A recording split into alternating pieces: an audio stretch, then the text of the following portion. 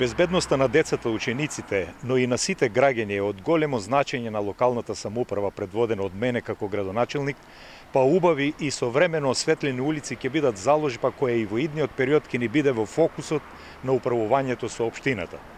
Во изминатиот период се изврши модернизација на уличното осветлување во подрачјата околу општинските основни училишта Видое Подгорец, Никола Вапцаров и Сандо Масев, но и пред јавната здравствена установа Здравствен дом. Со таа активност беа офатени дел од улиците 22 декември, Орце Николов, Ванчо Китанов, Моша Пијаде, Дебарска, 1 мај, Димитар Цветинов, Младинска и Ценка Павлова, Ѓорги Василев и Панче Пешев. Дополнително отпочнавме со замена на осветлувањето на поројот Крушевска република во делот од кружниот тек кај ЕВН кон Чурлински мост. Постоечките натриумови и компактно флуоресцентни сијалици ги менуваме со енергетски ефикасно LED осветлување кое има далеку поголем квалитет од постоечките сијалици, долготрајност, а генерира и заштеди. Паралелно на оваа активност, идниот период ќе отпочнеме со замена на осветлувањето во градскиот парк во Струмица.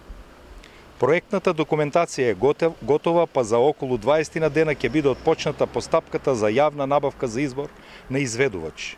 Станува збор за вкупно 96 светлосни позиции, со што за прв пат во Македонија ќе биде применет концептот на смарт лайтинг или така нареченото паметно осветлување кое е сензорски базирано, па во одреден дел од паркот интензитетот на светлината ќе се намалува во доцните вечерни часови, а при појава на посетители осветлувањето ќе се покачува на максимум, како истите би се чувствувале сигурно и безбедно. Реализацијата на таквиот проект би требало да заврши напролет, па сите граѓани ќе можат да ги користат придобивките од истиот.